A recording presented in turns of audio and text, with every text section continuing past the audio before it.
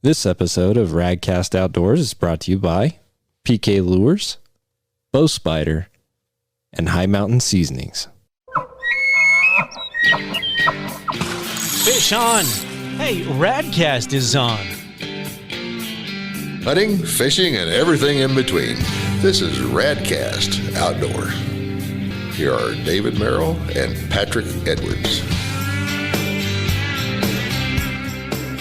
Well, hello and welcome to another episode of Radcast Outdoors. I'm Patrick Edwards. I'm David Merrill, and I might have been telling jokes before the podcast, and they were funny, but they might not make it on the podcast. It was still funny. Yeah, it's very funny. So, hello and welcome, everybody. We are here in the studios. It's good to be back. It feels great. It is good, and David and I had a fun last week, and we're going to talk a little bit about that because we put on a few miles on our feet, but we also had a lot of fun and got to hunt. He actually dragged me out hunting in very interesting conditions both times for very different things. And so we'll talk about those. But first, I want to start off the podcast by saying it's ice fishing season. 100%. It is ice fishing season. And if you haven't heard about PK lures and you don't ice fish, just turn the podcast off right now and go do some crocheting or knitting or badminton because you're in the wrong place. I got to tell you guys, there is a video out there right now. If you go to PK Lures Facebook page, Instagram, there's this kid. He caught this really nice, big, fat walleye on that new PK Ridge Rattler crankbait. It's a lipless crankbait that you can jig through the ice. And I mean, he caught this absolute monster. So you got to go check that out. It's really cool. And you can get those at pklure.com. I'm going to have to try it now because I haven't used those through the ice yet. I've been using them in open water. They catch walleye in open water, bass, trout, anything that you really want to get. But through the ice, apparently they're pretty deadly too. So just remember, on ice, safety is number one. Mm-hmm. If it's less than 2 inches, don't walk on it. If it's not 4 inches, don't put your ATV on it. And if you don't have a solid foot, get your truck off there. You're gonna go swim in any one of those situations. I can tell you right here in Fremont County, we're probably gonna have 2 feet of ice here after this next cold front comes through because they're saying our highs here soon are gonna be, the high was gonna be what, negative 15, negative 20, the high. So we're gonna make some ice. Yeah, we're gonna make some great ice on. So take the pickup with the camper right out behind it and just stay right out there. Yeah, we're gonna need something. But yeah, go to pklure.com. You can get all the awesome things that they offer. The Flutterfish PK lure itself. Those also have made like the Angling Buzz's top ice fishing lures list this year. They've made In Fisherman's greatest ice fishing lures of all time. Top, I think they were number 2 and number 3. So what Patrick is saying, have one of those in your tackle box, and if you're confused on colors, get 2 of each for sure, but definitely you don't want to be without a red dot glow, 100%. Gotta have a red dot glow, and then if you're going to get one of the plated ones, I'm a huge fan of the gold plate. So, I've caught them on copper and nickel too, but that gold plate is really good in the summer and winter. There you go. David says a red dot glow, and Patrick says a plated. A gold plated and the Fire Tiger glow. You gotta have that one. Yeah, that one's been pretty good in open water. In everything, yes. It works. But today we're going to talk about late season cow elk hunting in Wyoming, and we're going to talk about a little bit of pheasant hunting too, late season as well, because we are towards the very end of the season. Patrick and I drug it out to the pretty much right to the nitty gritty, to the end. I had trade shows, so I was gone for 2 weeks, and then we had family for Thanksgiving. We kept saying, we both, I twisted Patrick's arm and got him to put in for a late season cow. I'm like, we can go get you a cow. And it was kind of self-serving, Patrick. That way I didn't have to drag you around during bull elk season. Oh man. I can tell you guys, just being around horses, the little bit that I was on the cow elk hunt, I don't know how long I would last on a full, 3 or 4 day, 5 day, 6 day hunt with horses, just because I'm deathly allergic. But to his point, the season opened, November 15th, ended December 15th. And we pushed it until December 12th, I think, is when I harvested mine and you harvested yours. So it's like, we pushed it to the very end, but we just have busy schedules. We've been traveling. It's been crazy, but I'm really glad that David talked me into doing it and we'll talk a little bit more about that later and the different reasons. But we went on a Monday. I took the day off. David's like, let's go. He had his horse trailer when I got here. He was getting the horses, which didn't want to cooperate because they knew they were going to have to go work. But we got a couple of horses and loaded them in the trailer and the ATV, and we headed down the road. Yeah, I could have been a little more prepared and had corralled the horses up the night before. But you just got back from Vegas. I got back from Vegas Sunday night, and we went out Monday morning. And I could have been like, yeah, I need to go corral them. But I figured typically they like to hang out in water. And, we've got loafing sheds up here on the front of the property. And then the very, very far end, now that it's frozen, I let them onto my hay field. And what I do here in Wyoming is we get the first cutting off, we bale it, grow the second cutting, let it stand until the ground freezes, and then I just feed it on the field standing. We don't cut it, don't have to. So that works pretty good. But again, the horses, when I got up at 4:30 in the morning to get ready, were at the other end of the property. So yeah, so we got them corralled though, and we headed down the road, and it was a beautiful day when we started. I know we pulled in, and you could tell. And we knew the forecast, like it was going to snow. just say it was going to happen. The biggest thing with hunting is you do need to watch the weather. You need to be prepared. I mean, fire starter for sure.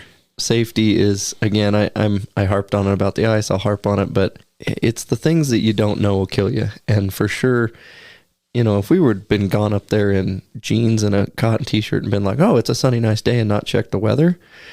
It was nice when we started out. It was a somewhat cold, but it was nice. Chilly, but it wasn't bad. Like sun was out, fairly blue sky, but you could see the snowstorm on its approach. I mean, where we were hunting, you could see for miles, so we could see it coming, and it was fine. It was no big deal. We got out on the ATV. David's like, let's go do some glassing. He knew a spot where we could get to some high ground, so we went up and we surveyed the landscape, and it wasn't long, and you spotted a whole bunch of elk, didn't you? Yeah. Knowing the country and knowing the terrain is kind of half the battle. Going into a new area and a new spot, my biggest piece of advice is the elk utilize about 10% of their habitat. So you need to quickly go through 90% of it looking for tracks, looking for sign, looking for evidence, right? And you can do some e-scouting where you can look at where is those roadless areas? Where is the shelter belts where just like pheasants, just like trout, just like anything, they're going to respond to pressure and go where the pressure isn't, right? I mean, I think of fishing a reservoir. If you can get some structure where those fish can hold up and get A, out of the currents, and B, have some protection, that's where they're going to be, right? On a point, on an outcropping. Pheasants the same way. They're not going to be in the middle of the cut cornfield. They're going to be in some good thick cattails somewhere where, especially this time of late season pheasants, they're going to be on private land in the good thick cattails, right? But same thing with elk is you need to quickly go through a lot of ground to kind of find, and case in point with these elk, once we found them, you harvested yours and then I went and harvested mine, and they were still there after I left because they knew that if they went anywhere else that there was 20 ATVs, not just you and I. So. Yeah. And that's another point is we were not road hunting. Like there were a lot of road hunters out there, right? Guys in their pickups, guys in their ATVs. We simply took the ATV up to go see if we could spot them, right? And once we identified where they were at, and then I was like, okay, now it's game plan time, and let's go after them. And so David spotted a pretty decent sized herd. And so we went back down to the horse trailer, got the horses, got our gear, got everything ready to go, and headed uphill. I onnexed it after we got home, and we ended up being just around 6 miles and only 2,000 feet elevation. But it was negative when we loaded the horses here at the house and left. So I don't know. I think it got positive once the sun come up. We might have been around 10, 15 degrees. That snowstorm come in and it dropped back cold again. Like, I mean, my face froze. We had icicles hanging off my face. So when that's happening, it's minus. I'm fine with the the thermometer as long as there's a plus sign in front of the number, right? When there's that minus sign, Patrick, that gets brutal quick. So one thing I'd say is when you do get successful, it's nice to get your hands warm when you're butchering, but if you get them wet and even with blood, they get cold, right? So earlier in the year, I typically don't wear rubber gloves and don't have a problem, but I make sure in part of my kill kit that I have rubber gloves. One thing Patrick got to learn is how to quick quarter. And I've found on these late season cows that if you skin them and then quarter them and then put them in game bag and then put them in the panniers and then throw them in the tack room or throw them in the truck, by the time you get home, it's froze solid. If you leave the hide on, especially, you really want to make sure there's snow on the ground when you do this, right? Because you can leave the hide on, quick quarter them, toss them in the snow, toss them in the back of the truck, get home, and then put it on the table. And what I do at our house is I have 2 tables, right? 2 folding card tables, put them in the shop. I'll put a dirty quarter, quote unquote dirty, one with hair on it, on one, skin it, and the meat's not frozen yet, right? The hide's starting to freeze and the end's starting to freeze, but you can at least get it boned. Trying to bone an ice cube, it's not easy.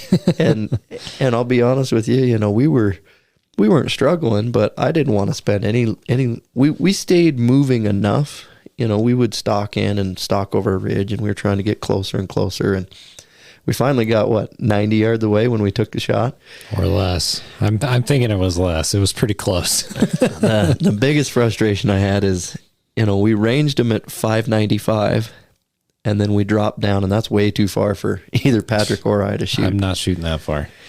And what I did a lot is I do something called a backcountry hitch. So I tie one horse to the other horse, you know, front to rear.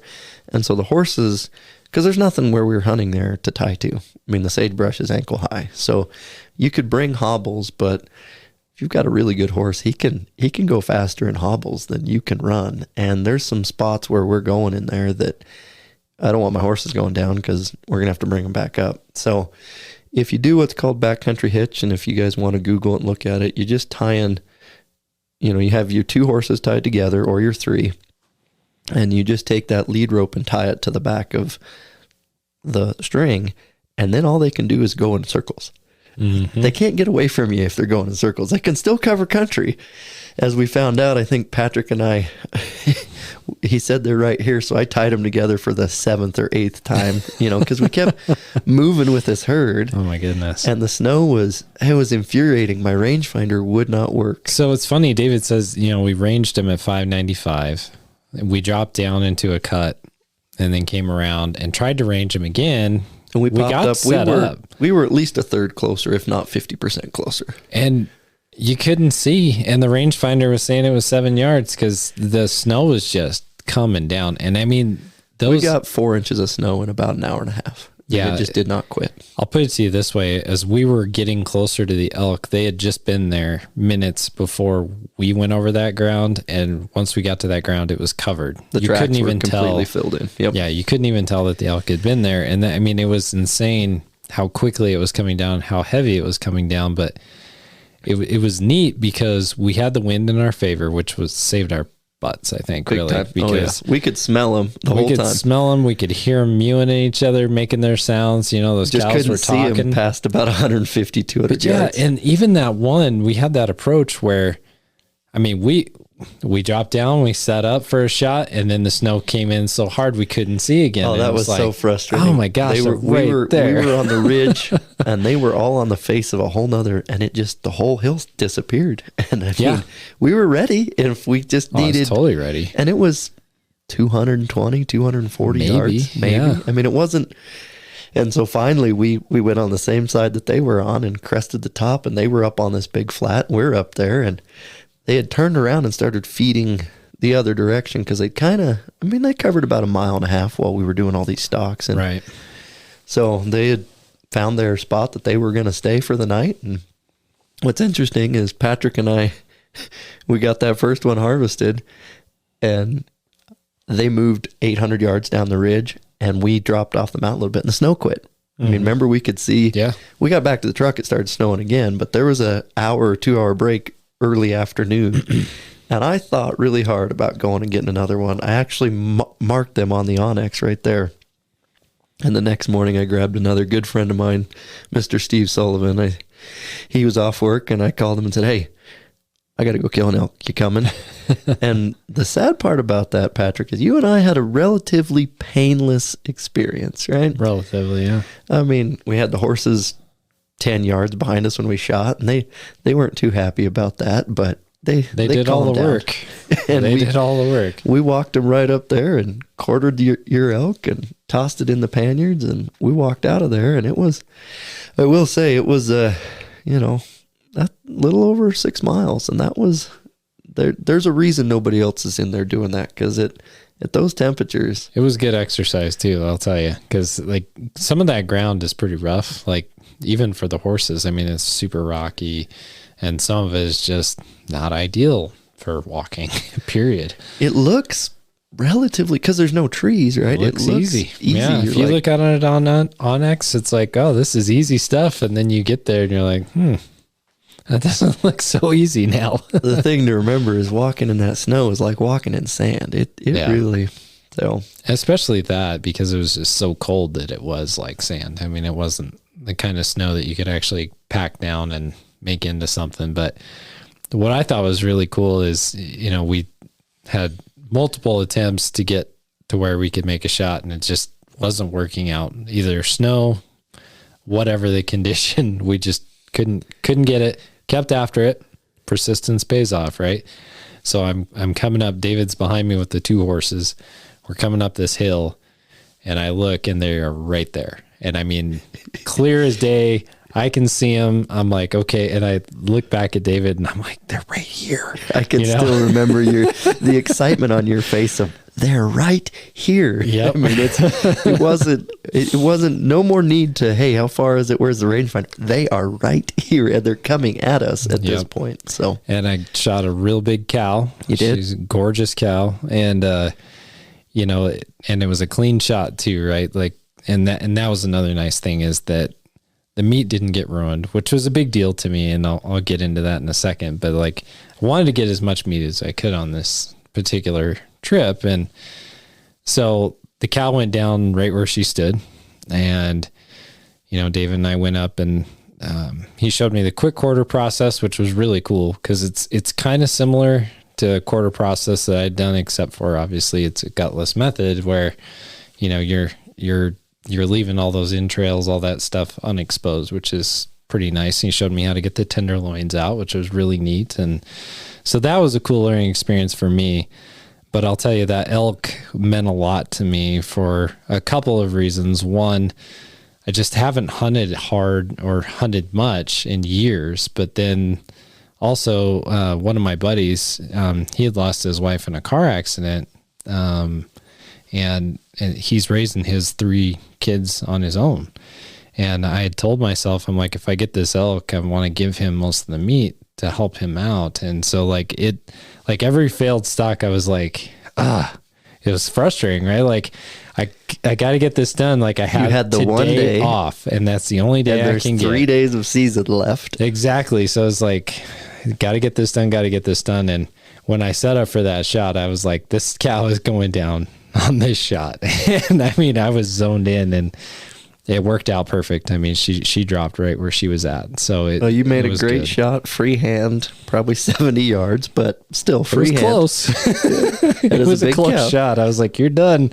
But as far as shot placement, I mean, it was a little bit high, but not extremely high. And it took out, it was right behind the shoulder where it should have been. Yep. It did lungs, and then it did a little bit of spine damage. And I mean, it dropped her right there. So. Yeah.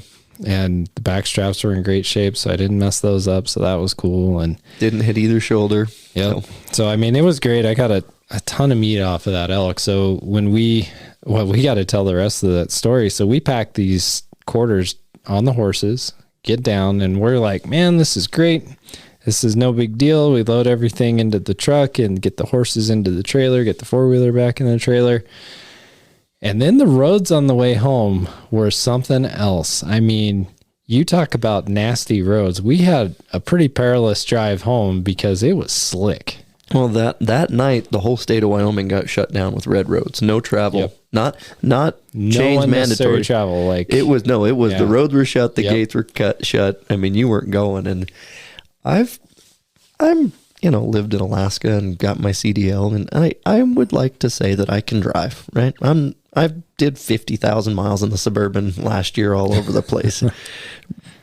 Weather conditions and roads don't bother me, but I'll tell you what, that horse trailer we were fishtailing all over the place. We pulled out on the main highway, and we did like 40 miles an hour on a 75 mile an hour road, and it was white knuckle the whole time, and I had it in 4-wheel drive, and there was a couple times going up some hills that the trailer started pulling the truck back down sideways, and I'm like looking at Patrick like, we might have to get out and push or hitch the horses up to pull up and get home. And we got almost a foot of snow that night here at the house. Yeah, David and I were talking, and it was like, are you in a hurry to get home? Nope. Are you in a hurry? Nope. I just want to get there alive. And so we were more concerned about keeping all the tires on the road and keeping us and the horses safe, because it was gnarly. And there were people that were wanting to pass and go fast, and that was fine. They could do whatever they wanted, but David and I were just going to take our time, and we made it back safe. So that was the biggest thing. And then I got home and I hung up the quarters in my shop, and it was cold enough that night that by the next morning when I went out to skin them, the hocks were frozen and around the edges. But to your point, all the bigger muscles were just fine. Yep. Like, it was no big deal. So I took and skinned all that out, and had my oldest daughter help me, and I taught her a little bit about skinning, which was really cool. And so she got to participate in that. And one of my goals this year was to really get the kids involved with the processing element of it. The last time I had gone and harvested something, I killed an antelope, and those don't take long at all, right? It's just not a lot there. And it's usually warmer season, and you're getting it. You got to hurry. You got to get it done. Yeah. So these, I kind of took my time. We did, one night we did a front quarter, and the next night we did all the like skirt stake and back straps and all that, auxiliary meat, I guess you could say. We got all that packaged and put away. And then we did another quarter another night, and then we did the last 2 quarters on Saturday. And it was a lot of fun because the kids, they learned, knife skills, which I think you should teach every kid, is how to cut without cutting themselves. Teaching them how to clean off, sinew and fat and other connective tissues that maybe you don't want on your meat and make it look really nice and presentable. Showing them how to use a grinder safely. And then we took High Mountain seasonings, so we're going to dovetail into that. I got some of those pepperoni sticks and cracked black pepper and garlic stick kits, and we made a whole bunch of snack sticks. And I mean, those things were delicious, and it was easy to do. I mean, you do need something to stuff them with, because you're shooting a product into the casings, but it was really pretty easy. And High Mountain jerky, if you guys haven't tried it, you're really missing out. High Mountain Seasonings makes it really easy for you. They have all the instructions. You just follow it point by point. We did 4-pound batches. So I did 2 4-pound batches of the pepperoni sticks, and then a 4-pound batch of the cracked pepper and garlic. And then what we did is, smoked them in the smoker and cooked them all the way through. And then I cut them up into, I don't know, probably 4-inch lengths, 4-inch long lengths, and then put like 4 or 5 of them in a vacuum seal package, made a whole bunch of them. So, it's gonna make some people really happy when they get to partake in that. But it was a lot of fun to make, and the kids had a blast. So if you're out there and you're wondering about, charcuterie of any kind, I would highly recommend starting with, snack sticks for sure. And there's kind of 3 choices, and there's more than that, but High Mountain Seasonings does have a jerky shooter gun that has a nozzle that will, put casings on, and you can order casings right from them. And it's, to Patrick's point, it's really simple, guys. You take ground meat, you mix it with the seasonings and proportions on the instructions. 2 pounds at a time is what they recommend. And then you're going to put that meat in something. I mean, my meat grinder has a attachment. So we grind the meat That's once. What we did too. Then you mix it by hand with, and you can even get a non-hand mixer, but right now you want to have the meat a little cold, you add a little water, you mix the seasonings. I bought big lem totes because we do a lot of meat at a time. Cover that, throw it in the fridge for 24 hours, and then you take and regrind it. But you're not grinding at this point in time. You put the stuffing. It. Yeah. And that stuffing, that casing is 40 feet long or whatever, 20 feet long. And so you can make those at any length you want. I'd recommend making them an inch or two shy of either your smoker or your oven, right? Yep. And what we do is we just have a little pellet smoker. I put it in there for about an hour on aluminum trays, just cookie sheets. Mm-hmm. And then once you got that good smoke flavor, because my smoker, A, it burns a lot of pellets, and B, it's kind of uneven heat, right? You've got hot and cold spots in there, and when you completely stuff it full of 10 pounds of, I have to do about two loads, but I put it in the oven at about 225 to just get it cooked all the way thoroughly. But then you still have that smoke flavor, and then you cut it up and either package it in Ziploc bags and give it away, or vacuum seal it, or butcher paper, whatever you want to do. But if you guys are out there and you want to try something fun with the kids, and it's really not that hard, and when you're done, it's a great product. And kids love it. They're really proud of it when they're done. It's like one of the coolest things. They're like, I made that jerky, or I made that snack stick. That gives them a lot of pride. I remember being a little kid, because we talk about elk hunting. It has some nostalgia for me, because my dad used to go up into the Hoback up around Jackson, and they would take pack horses in every year and go elk hunting and, harvest elk and bring it home. And I started as the kid who was either helping with the packaging or the grinding of the meat. Then I moved up to cutting, skinning, doing all that stuff. And so I learned from about 5 years old on how to do all that stuff. And now I'm teaching all 4 of my kids the exact same thing, which is really cool for me. Like, it was neat watching them pick up those skills and seeing, like, my daughter Katie figuring out how to, remove, the different connective tissues, Ben doing it, without cutting his arm off, which was amazing. But it was a lot of fun. And the thing to remember when you're butchering your own animal at home, you can't really mess it up. The animal's already dead. Yeah, you might not have as pretty presenting steaks, and you might be way slower than somebody who's had lots of carcasses of experience. But you can't go wrong. And watch a couple YouTube videos, go check out the gutless method. And boning is not... It's not hard. It's skinning and boning is not hard. The hard part is carrying those heavy quarters, and that's why we took horses. Yeah. And I do want to say a quick shout out to Seth Ewing, because he bought that Buck Moose by Hank Shaw. If you want to go back and listen to that podcast, he's told me to try out pastrami, elk pastrami. So I took a couple of the bigger, I guess it'd be whole muscle sections of one of the hindquarters, and I took that recipe and I packed it in the seasoning. So basically you're packing pepper and garlic and thyme and there's another spice that I can't remember, but anyway, you grind all those up in kosher salt and cure, and you pack it onto the meat, onto the outside of the muscle, and then you put it in a Ziploc bag in the fridge and leave it in there for 5 to 7 days so that it sucks the moisture out and fuses all that flavor. Then you take that and you rinse it, put it back into the fridge, let it dry, and then smoke it until it's cooked. And you have delicious whole meat pastrami. So then you just get your meat slicer out and, you slice your lunch meat. But I'm really excited about it, man. It's in the fridge right now, and I am like, how many days has it been? I can't wait to try this. But it's just so much more fun when you're doing that. And cow elk are great for that, especially late season, right? The temperature is ideal right now as opposed to September. So you have a little bit more time to process, and you can have fun with it, right? You can say, I think I'm going to make some pastrami's with some of those bigger mussels, or I'm going to make snack sticks over the weekend, or I'm going to make whatever. I mean, the options are endless.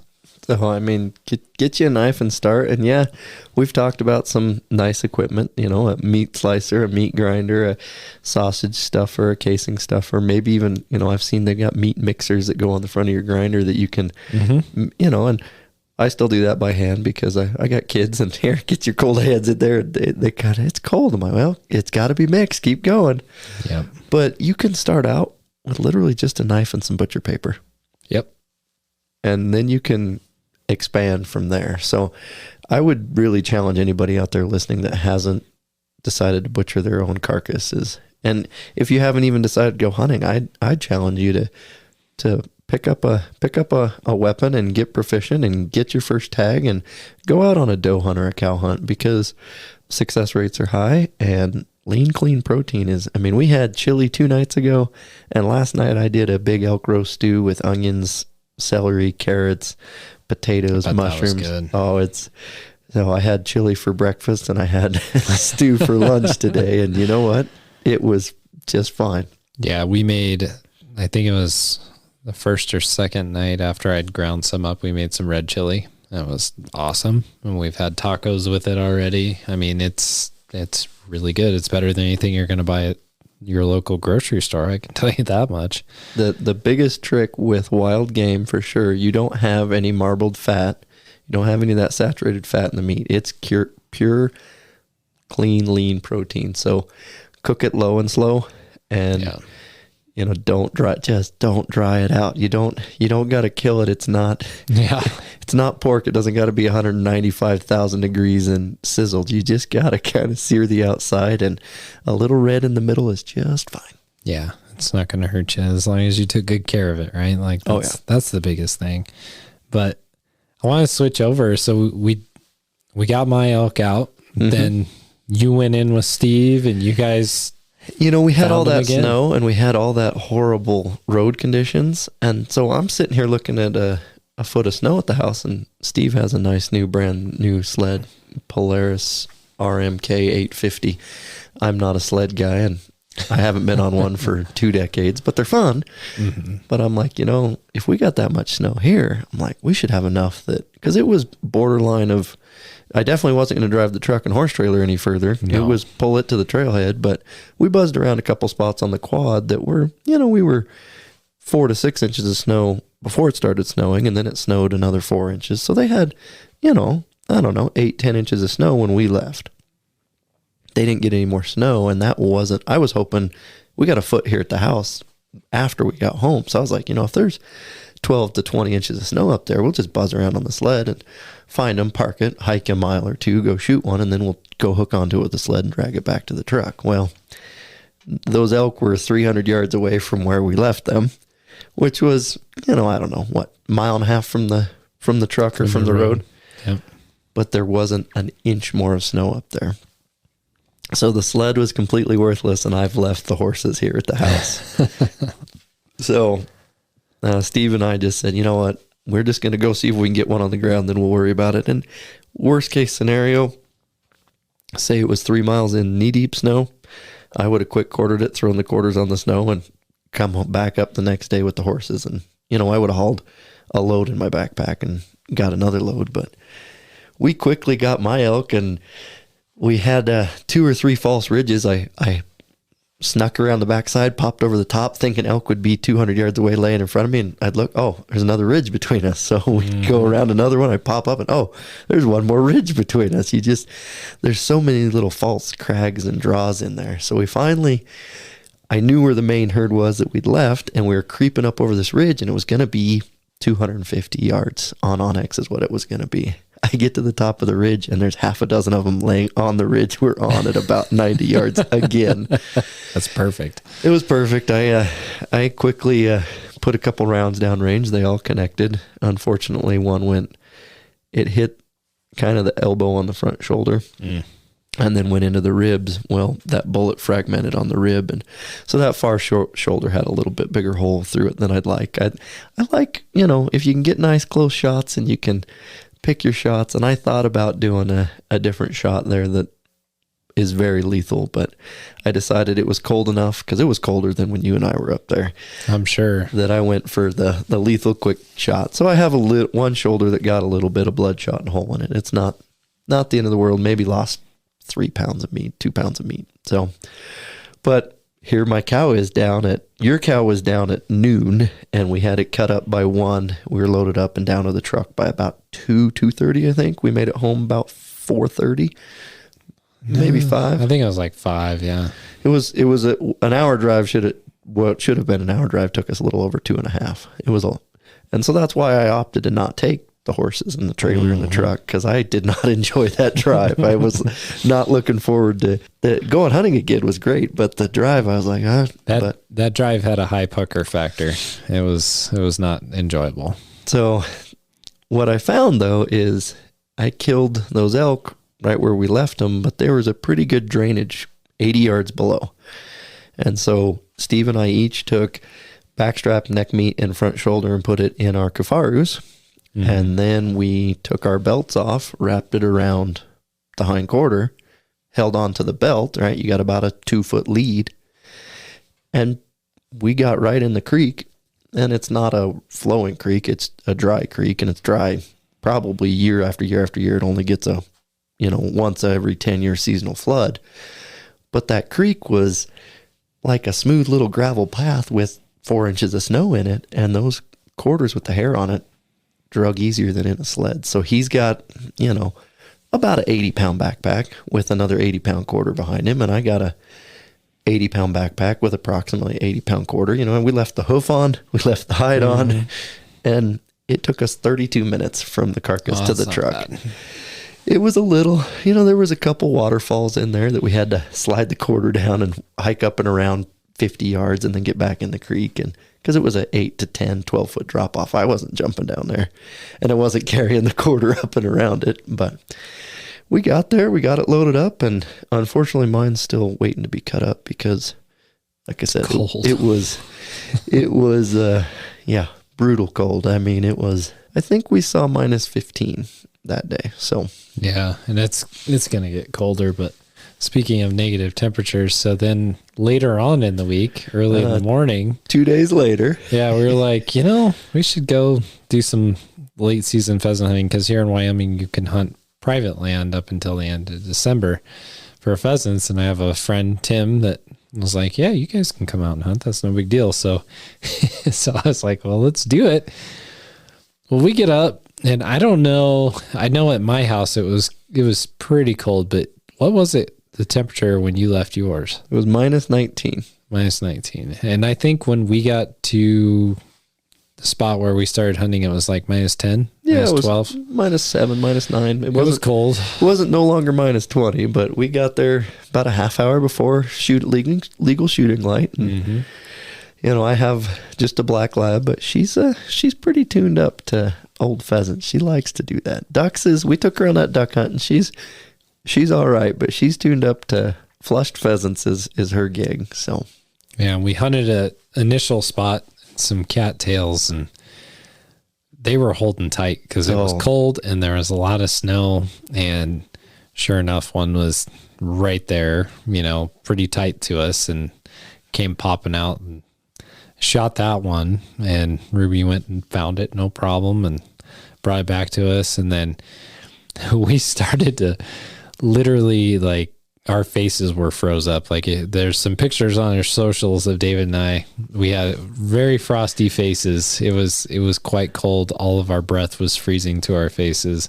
The hard part with either hunt late season is you have a tendency to want to put on, your almost electrified vests and extra large puffies and huge bibs, and that's great until you start trying to hike in 6 inches, or we were in almost a foot of snow. Oh yeah, it was deep. And we did the majority of his property. I mean, we did probably a 2-mile hike chasing pheasants through waist high cattails, and it wasn't quite knee deep snow, but it was calf deep for sure. A couple drifts were deeper than that, but yeah. So I mean, you got to run that balance of, and I'll go all the way back to like episode 1 with Buck Tilton of dress like an onion, right? I think I only had 3 layers on the bottom, and I had 7 layers up top. And, as that sun come up, it warmed up, and I kind of unzipped a few layers and got a little less insulation factor. But the one thing that I always struggle with is hands and feet. Yep. And it's trying to shoot a shotgun and keep your hands gloved, and then it's a battle for sure. So good gear makes it a little more enjoyable. I have a beaver fur hat. You guys might find a photo and check it out. But I'll tell you, I bought that when I lived in Alaska 10 years ago. And when there's a minus sign in front of the the old temperature, you put on that hat, and it's good to have the right layers and the right gear for sure. It makes a huge difference. And, we had a lot of fun. We both ended up with birds, and, the dog had a blast. No pun intended there, but we had a really good time, and we're going to hopefully make it one more time before the new year. But it's just so fun to get out there, even though it was brutal, cold, and kind of miserable. We had a blast. We had a lot of fun, and we got to shoot some birds, and we get to make something. So I don't know what you're doing with yours, but my pheasant, we're going to make a pheasant paprikash, which is something I've never done, but it's in one of Hank Shaw's books. So I was like, you know what?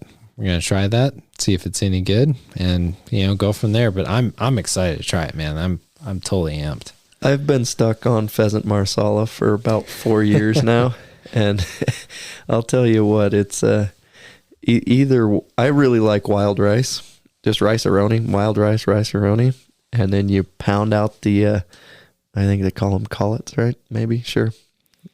I'm not Mr. Buck Booth, but I take a can and roll the breasts flat, so they're the same uniform thickness, and then I just follow the pheasant marsala recipe and pour mushroom sauce over top of a breaded, warm, fried filet on top of rice, and then add some broccoli, steamed broccoli with butter. It's one of the top 2 or 3 recipes. Sounds pretty good. I'll founder on that for sure. Yeah, I'm gonna have to come back and tell you guys what I think of this paprikash dish, but I've heard good things about that particular dish. It's kind of like an Indian dish. So I'm excited to try it. I'm going to see if it's any good, and hopefully David and I will harvest a few more birds before it's all said and done. You need to do a Wyoming turf and turf with some elk backstrap, on the barbecue, sliced thinly right next to your paprikash. What I was thinking about is doing some of our Alaskan salmon. There you go. A true Radcast surf and turf. Surf and turf, yeah. Get some Alaskan salmon, some cow elk, and have a party.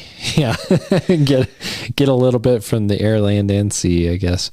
But yeah, I mean, we have options in the freezer, which is pretty cool, isn't it? You need to add a little walleye to that, and then I think you have the tri-quadra. Oh, right? Man. All 4 quadrants of plate, protein, protein. One little piece of broccoli separating all 4 of them. And there's nothing better than walleye, really. I mean, in Wyoming anyway. And it is the time of year to go do that. So I think we've kind of covered, bow spider for sure. Get out there, get your hunting done. Bowspider.com. Go check them out. Especially if you're going to get into archery this next year and you want a better way to carry your bow, you better do that. And then, High Mountain Seasoning, once you get into that bow hunting and get successful, you're going to need to season that meat. Mm-hmm. Or if you're fishing, you might need to brine your fillets and smoke them. So. Well, I was going to go with once your tag's filled, hunting's done, you got to go fishing, right? So Absolutely. You might as well get some PK lures and finish out the season with some ice fishing. And guys, seriously, it is that time of year. You got to try them out. If you haven't yet, I don't know what's going on. I don't know how I can convince you, but go to their Facebook page. Seriously, check out that big walleye. It's pretty cool. We work with really cool sponsors. We've got really cool products. In fact, we're doing a really big, cool giveaway on our socials with all our sponsors gear this next little bit. So, wherever you're listening to this, link over to the socials and get signed up for the giveaway. I think there's $500 worth of swag. So there's a lot there. So there's PK lures, a variety of spoons, crankbaits, jigs, all kinds of stuff. The spin-a-jig, there's a few in there. Those are awesome this time of year through the ice. Tip it with a minnow. And then, bow spider, you got a heck of a nice hoodie in there. I mean, I want that hoodie. I mean, that hoodie is sweet. There's some hats, some shirts, mugs, glasses. I mean, some High Mountain seasoning to jerky kits, fish brine, seasonings, you name it. It's in there. So yeah, go check us out on the socials. You can sign up for that giveaway and hopefully you win it. I mean, it's a nice little package. I know some people have won some of our previous packages, reached out to me and said, this was really, really cool. I got to use all this great stuff. So, and that's kind of the point, right? Like, we want to promote the people who help make this podcast possible. And it's all gear that we use all the time. Like, I'm using High Mountain Seasonings all the time. I'm using PKs all the time, and you're using bow spider all the time. All the time. It's not like we're just, getting a deal from somebody to sell their stuff and we don't actually believe in it. Like, we use this stuff all the time and we love it.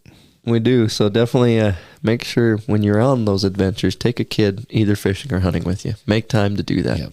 And teach your kids, like, if you, and don't overlook your daughters. My daughters are very excited about the prospect of hunting now after processing that cow elk, which is exciting to me, because when I was a kid, hunting was something I was like super into. And they're old enough now. You could start with a doe antelope right behind your house, Patrick. Oh yeah. I mean, and if you're out there, I don't care which one of the states you're in, there's going to be a youth hunting opportunity for your kids somewhere. I mean, I remember Colorado, Oregon, Alaska, Wyoming, they all have either a kids fishing weekend, a free fishing weekend. They all have youth seasons. It's not rabbit hunting, squirrel hunting. Like, there's always something. And if you don't know where to start, I would say start with hunter safety. Yep. And go with your kid and ask questions and say, hey, where do we start? How do we start? Patrick and I were fortunate that our dads kind of started at 5, and, our kids are fortunate that they're getting that same knowledge. But if you're 35 or 55 or 95 and you're listening to this and you think you might want to try it, I would start with your hunter safety class, and then move on from there and ask questions. And it's not impossible. And it's so rewarding when you actually harvest and you get to enjoy all that with your family. That's pretty special. That's something that I've been just relishing over the last week of processing, just watching the kids enjoy it and be interested in it, and getting to do it again was good too. It's been a bit. So big game hunting is definitely, there's a higher gear requirement, and there's a pretty good level of commitment, and there's a lot of work if you're successful, but totally worth it. Freezers are full with cow elk meat, and I already told you we had chili and stew, and now there's going to be charcuterie, and the sky's the limit when you have that kind of meat. So, and I will tell you that pronghorn antelope, still my favorite, but I'll tell you this cow elk is really good, and the tacos and the chili that we had, awesome. I kind of harken back to the days of I wish we had bison everywhere, 30 million of them, and I'd go get a bison. But could you imagine the traffic jams? And bison don't care about fences; they just go right through them.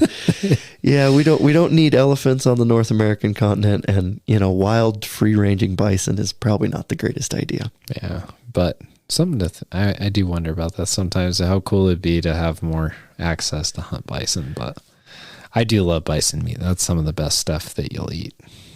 It is superior meat. So. Well, we'll have to get you in on a bison tag, and we'll go bison hunting next. How about that? Well, maybe. You might be able to twist my arm. We'll see. Okay, guys. I think, we could chat about pheasant hunting and cow elk hunting and making protein snacks all night long. But I think the point is, don't forget about the late season hunting opportunities. Get your kids involved. Have fun, and hopefully you guys can do this next year. Maybe go out and get a cow elk, maybe go out on a late season pheasant hunt and freeze your face off. But it's a lot of fun. You just got to get outside and enjoy it while you still have the ability. That's the way I told you that while we were hunting. It's nice to have the ability to be out there and be able to do that. And I told you while we were there that we could have not taken the horses. Yep. But I'm getting old enough now that I don't got to prove anything to anybody. We had the opportunity to potentially put 2 elk on the ground at the same time. And at that point in time, I knew I wanted the horses there. So right. No, it worked out perfectly. And there's a family that's really going to enjoy it. The meat's going to be your awesome. Family's already started to enjoy it. Had a little you're bit. Going to share that. Yep. Share the wealth. And so it's pretty special. And, it just meant a lot to me. So thanks again for taking the day and taking me up there and letting Dan carry part of my elk. And Dan, your horses are awesome. So, and hopefully, we can do this again next season. I'm going to put in again. So we'll see. Well, everybody else put in Montana. They got lots of elk up there. There's no elk in Wyoming. Go to Colorado. All right, guys. Well, until next time, we'll come back with another episode of Radcast Outdoors. Thanks again for listening to the Radcast Outdoors podcast. We hope that you've enjoyed the show. If so, please go to Apple Podcasts, Spotify, or wherever you're listening to this podcast and subscribe, share, and give us a 5-star rating, which really helps other people find the show. You can find all of our shows, recipes, giveaways, videos, and much more at radcastoutdoors.com. While you're there, please help support the show by purchasing a Radcast Outdoors shirt or hat. Please don't forget to follow us on Facebook and Instagram. We also have a Radcast community on Facebook called Radcast Nation, and we'd love for you to join in the conversation there. And of course, please help support our sponsors who make this show possible. Thank you again to PK Lures, Bow Spider, and High Mountain Seasonings. Until next time, get out there and enjoy the outdoors.